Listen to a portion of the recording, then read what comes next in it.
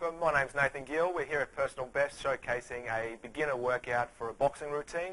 We'll take you through some technique and a beginner's example of a routine.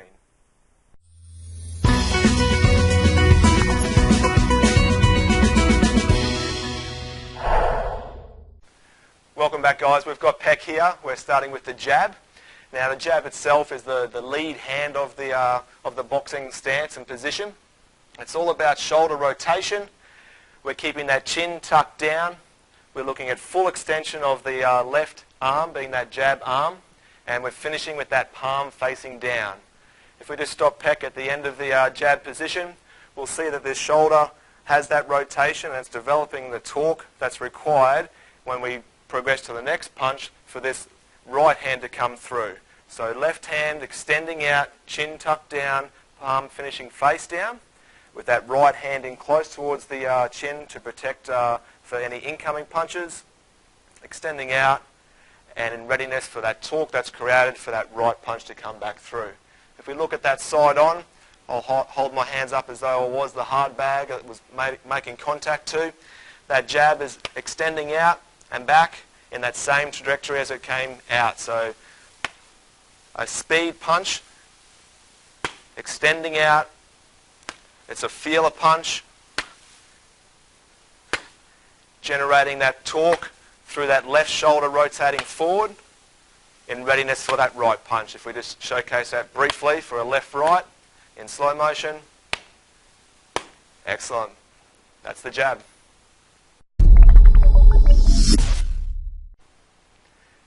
Let's take a look at the right hand punch, or the straight right. Very similar in a sense of the arm extension, the palm finishing face down, and that shoulder rotation, which we'll look at more in depth in a side-on view. Stance leading from that jab that we've just shown. As the jab extends out, we'll look at this rotation in a second to then create a power punch, which is what the right hand is used for, to deliver with all the torque and all the power coming from the foot position and the hip rotation, which we'll get to a bit later on. So if we look at that left coming out and that right extending with that chin still facing slightly down. If we look side on, we'll get a greater picture of what that left and right shoulder rotation looks like if we do it in slow motion with a jab, which then creates torque and it snaps out like a whip, comes back in the same trajectory. In slow motion, extend and torque. If we speed up a little bit and put that 1-2 together, we get that left-right. So rotate, palm finishing face down, the opposite hand in guard position, and not allowing that opposite hand to fall down as the lead hand punches out. And that's the right hand punch.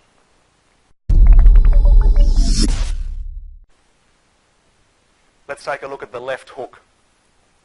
Same starting position, same stance. If we look at that left hook coming around, elbows kept parallel to the ground, palm finishes still face down, and we're making sure that we're making good contact with the knuckle that you've made into a fist position. It is a punch that can cause injury if it is making contact incorrectly. It's nice and loose punch. It's not a very stiff punch as such. It is taken with an element of being relaxed in the actual punch, and again the torque and the power comes from the shoulder rotation that we spoke of. So I get Peck to come on the other side so you can see it side on. If we start with the hands to start with and throw that 1-2 that we've learnt at the start, and then that hook only as it comes through, extending out a little bit further when we make that punch, so left 1-2, sorry, and the left hook. Okay, let's do the left hook only so you can see it. Okay, that extension of the arm away from the face slightly, elbows kept parallel to the floor and making good contact with the knuckles onto the object that you're hitting, which is likely to be a hard bag. And that's the left hook. Let's take a look at the boxing stance and the footwork that's associated with the punches we've just seen. To get into the stance, a beginner's way to do that is to start with feet together, taking the foot out to 9 degrees, up onto the toe, out to 9 degrees, and up onto the toe. And that can be classed as a nice balanced stance for our boxing pose. If we then look at the jab or the first punch that we showcased, we're looking at extension, a nice balanced stance, and it allows the boxer to be nice and controlled and not off balance. If we look at that right punch coming through, and we spoke of that torque that's generated through the shoulder, the hip, and now getting that rotation through the rear leg. If we look at the left hook, same again, power or rotation coming through the hip, elbows kept parallel, and rotation through that front foot. If we put the punches together just in slow motion, and one more time. Great. That's the footwork for the boxing stance.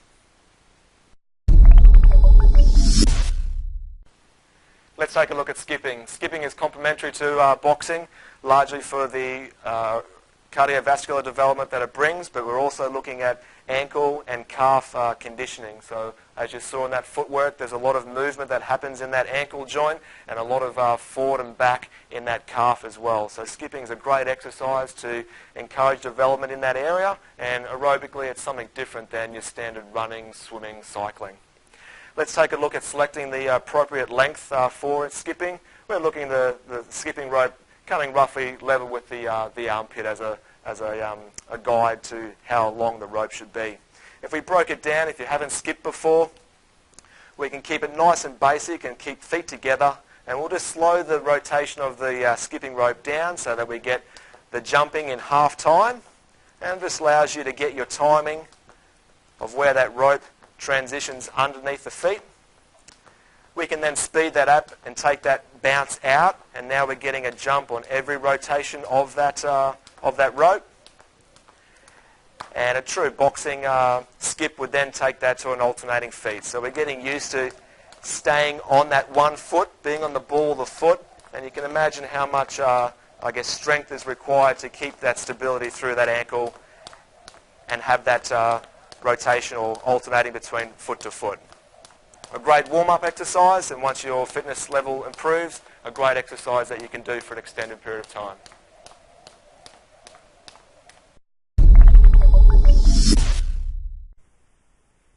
Let's take a look at putting some combinations together so that you can achieve a workout using a hard bag. If we start with just the simple punches that we've worked with, we can start the combo or start the round with that lead hand being the jab. We could then introduce the left-right, so building that combo into 2 punches. And then as the round progresses and as your confidence builds, you can increase that to the 3-punch combo. And then once you feel comfortable and your movement is nice and fluent, the punches can become a little bit more random in a sense of multiple jabs. A left-right hook combo we've already done. And then largely a freestyle action where we're just throwing the punches that we feel are appropriate.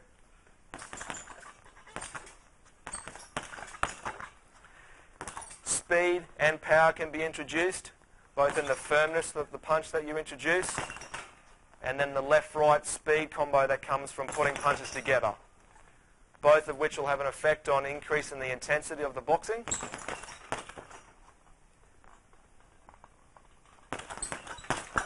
Awesome.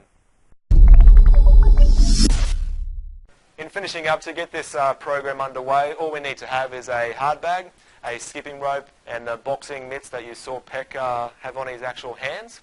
If you were to use the workout solely as your routine for the week, I'd be looking at least a frequency of 4 times a week. Starting with that skipping initially as a warm-up, you're going to find that a little tough, so a couple of minutes to get you started and get that body warm. But building on that so that your skipping ability is increased up to that 5 to 10 minute mark. We looked at those combinations that we can have in a round. Again, I would start with your rounds being smaller in duration and building on those in length. So maybe starting at a 1 minute round, building up to a 3 minute round. So a workout 4 times a week could look like a 5 minute skipping warm-up, your freestyle combination with 5 1 minute rounds, and then as your ability improves and your conditioning improves, that length of round would increase. If you're incorporating other activities in your week, whether that be a sport or resistance training, you may reduce the frequency that you're exposed to this type of conditioning to roll out your week so everything fits into place.